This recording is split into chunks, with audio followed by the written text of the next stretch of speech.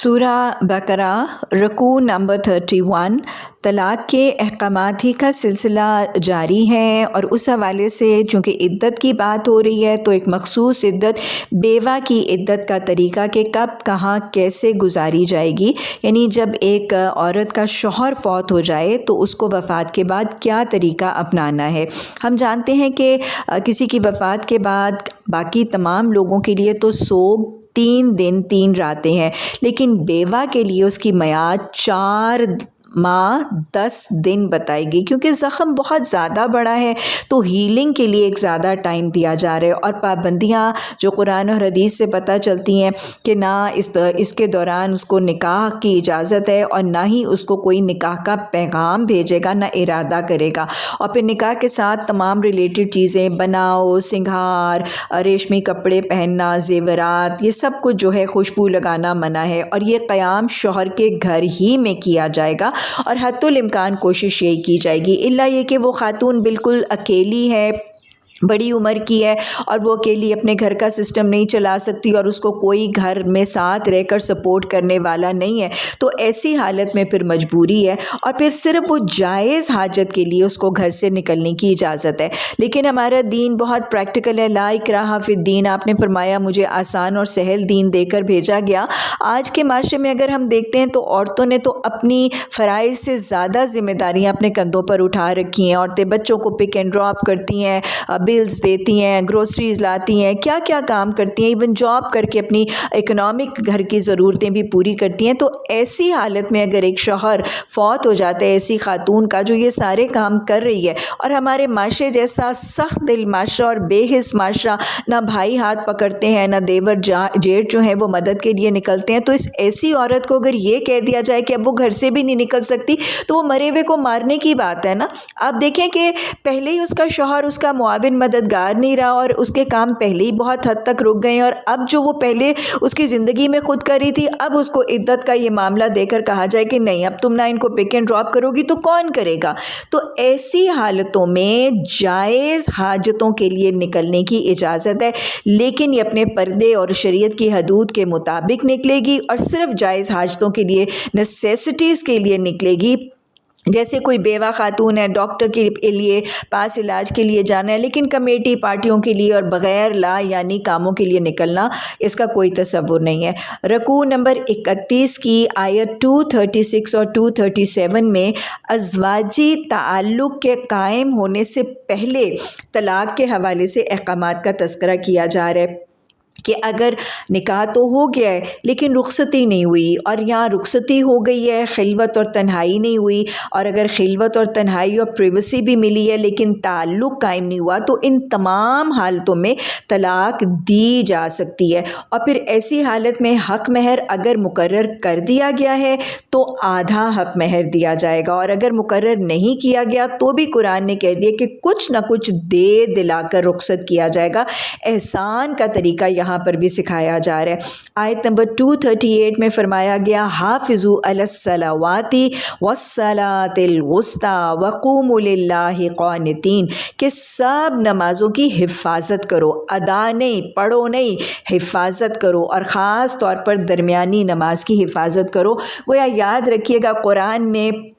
कहीं भी कुरान नमाज की अदायगी का नहीं, उसको कायम करना और उसकी हिफाजत का हुक्म है। नमाज की हिफाजत का मफ़हूम भी नमाज के क़याम की तरह बहुत ज़्यादा वसी है। इसका मतलब क्या है कि नमाज की हिफाजत कैसे की जाएगी, कि नमाज के वक्त की हिफाजत की जाएगी, नमाज का इंतज़ार किया जाएगा, अपने दिन के टाइम टेबल को नमाज के औकात और टाइम टेबल के मुताबिक ऑल्टर किया जाएगा, और फिर दिल मस्जिद से जुड़ा है, अज़ान का जवाब देना, बनाकर वज़ू करना, सातिर लिबास पहनना, बेहतरीन जगह माहौल का इंतखाब करना, नमाज के दौरान अपनी दिल, अपनी निगाह, ज़बान, हाथ, पाँव सबकी हिफाजत करना, सही तजवीद के साथ कुरान की अदायगी की हिफाजत करना,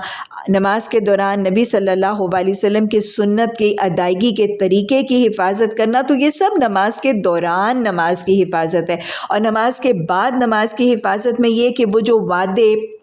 ایاک نعبد ایاک نستعین اشہد ان لا الہ الا اللہ، اتنے بڑے وعدے جو قول و قرار کیے، ان وعدوں کی حفاظت کرنا، اور پھر وہ جو ساتر پاک صاف ستھرا لباس پہنا تھا، اس ساتر لباس کی حفاظت کرنا، جو پاکی طہارت وضو کے دوران کی، اس پاکی اور طہارت کی باقی زندگی میں بھی حفاظت کرنا۔ اللہ کہتا ہے نا ان اللہ یحب التوابین و یحب المتطہرین، کہ اللہ کو تو پاک صاف لوگ محفوظ پسند ہیں، تو اپنی پاکی اور طہارت کے طریقوں کی باقی زندگی میں بھی حفاظت کرنا، اور پھر جو وقت کی تربیت نماز نے پنکچویلٹی کی اس کی حفاظت کرنا، نماز نے جو عاجزی، جو بندگی، اوبیڈینس اور انکساری کی تربیت کی، اس کی حفاظت کرنا، نماز نے جو ضبط نفس، جو ضبط لسان، سیلف کنٹرول، زبان کو کنٹرول کرنے کی جو تربیت کی، ان تربیتوں کی حفاظت کرنا، اور پھر کیا،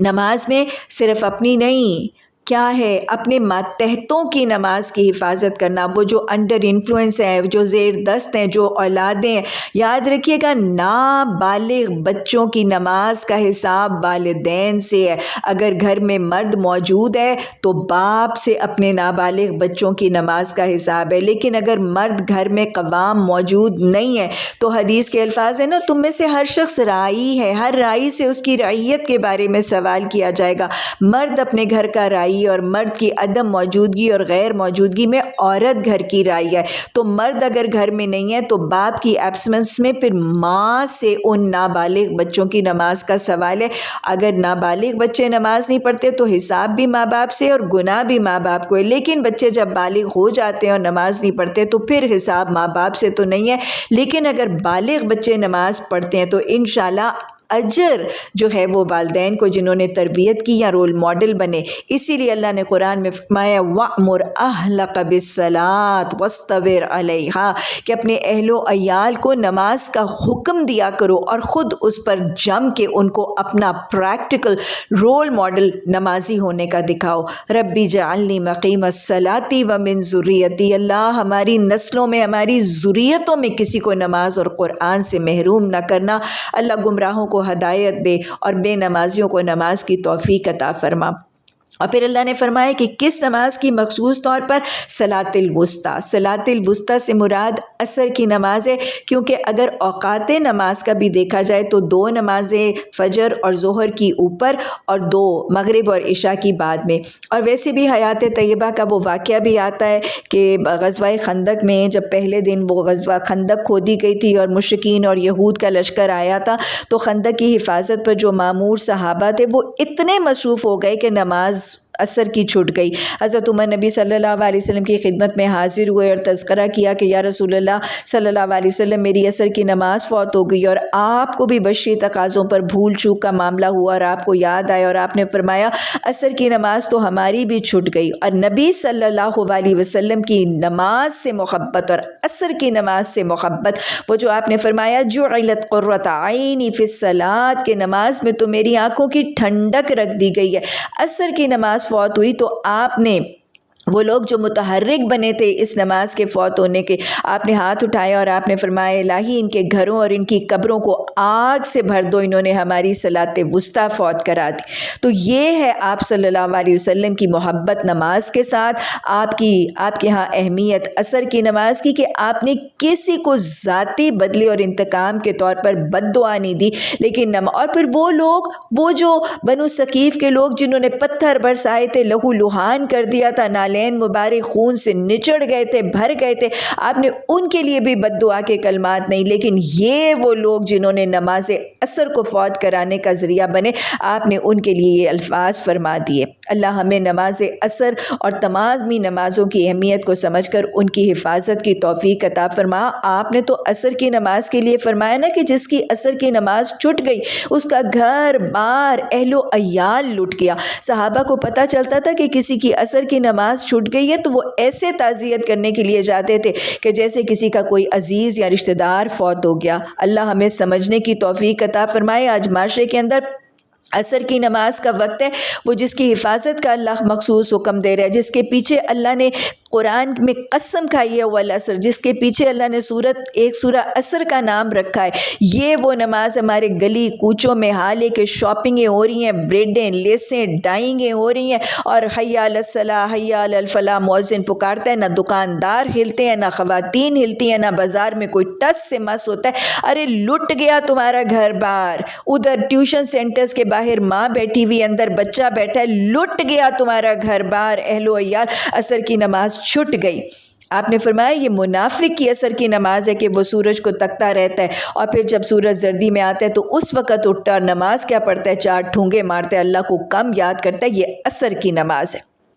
پھر اس کے بعد آیت نمبر 239 میں اللہ نے بیوہ کے لیے وصیت کا حکم کیا ہے، لیکن ہمیں قرآن میں پتہ چلتا ہے کہ عقیدہ نسخ کے حوالے سے ما ننسخ من آیات او ننسیھا ناتی بخیر منہا و مثلہا، یہ آیات جو ہیں بیوہ کے لیے مال کی وصیت کے حوالے سے سورہ نساء میں جب ایک بیوہ کو اس کے شوہر کے مال میں سے حصہ اس کی وراثت کے طور پر دے دیا گیا تو مفسرین قرآن کے نزدیک یہ آیات منسوخ ہیں۔ اللہ ہمیں قرآن کے احکامات کو سیکھنے، سمجھنے اور سمجھانے کی توفیق عطا فرمائے۔